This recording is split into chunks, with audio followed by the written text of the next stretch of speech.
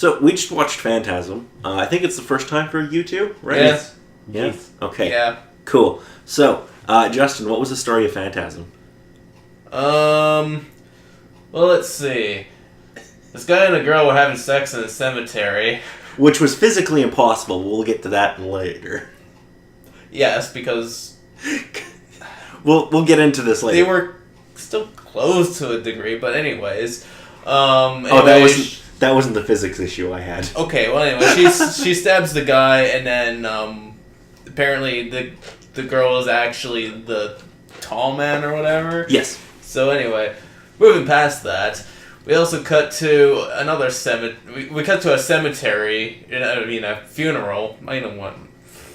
It's Homeboy's funeral. Yeah. But apparently, of course they were carrying the casket, but then the tall guy picks up picks up the Casket. thing, the casket, and just throws it into his vehicle. Yeah, and we saw like 6 guys like struggling to carry it, so they must be like the weakest people on Earth because they're like it's 500 pounds or something. Yeah, which is less than 100 pounds each. Fucking jobbers. Yeah, I guess they don't lift.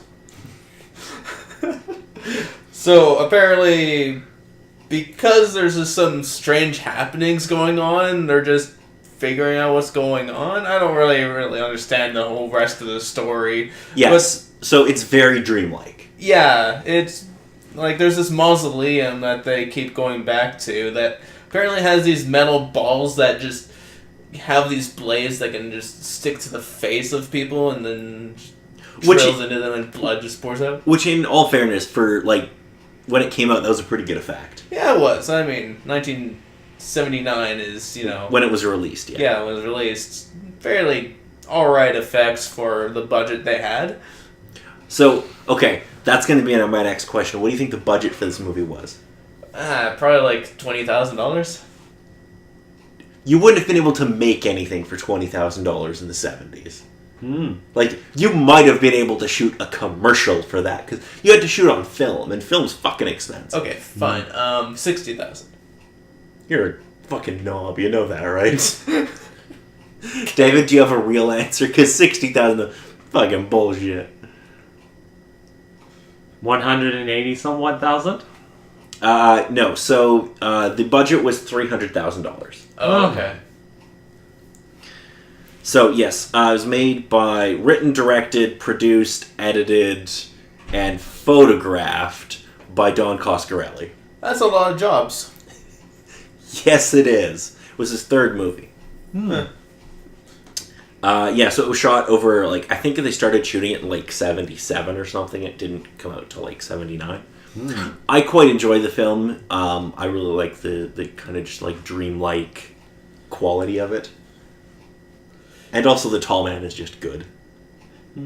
Yeah, and the little, the finger that turned into that, like, big bug thing, that was cool. That is a pretty cool little effect. Yeah. It's got surprisingly good effects for the time. Especially considering the budget, because they had basically no money. Yeah. I mean, all the nighttime shots, which was the majority of the movie, I'd say it was way too dark. But, I mean, what could they do if they had, like, that kind of budget anyway? Yeah, like, basically no money. Oh, and just gotta love that voice. Boy! Boy. No, that 2 out of 10. Okay, not the boy. So, David, what did you think of the film?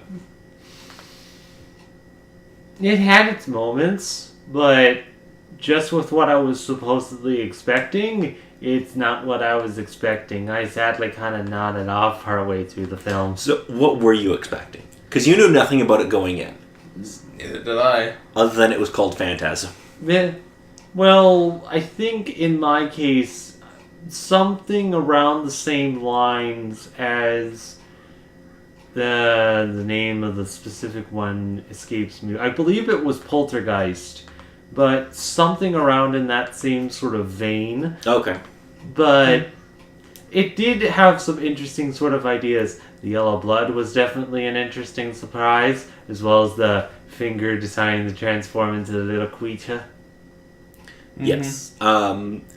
Also, the midgets, that's... And the fact that they were supposedly aliens with the portal of the thing. Well, no. So the midgets are all people who were killed and then brought back to life by the tall man, but he shrunk them down because the gravity on his planet something. It doesn't make sense. Okay. But it's 10 on 10 good. And when they come back from being dead, they're just like, oh, okay, we're back with this one particular person. We're perfectly fine for just Well, he following like his mind orders. controls them or whatever, but they're like 3 feet tall. Huh. 10 on 10. So, this movie does hold kind of a unique little piece of trivia. There was a Grammy Award winner in the cast. It was? Huh. Yes. Any ideas who it might be? Was it the young kid? No.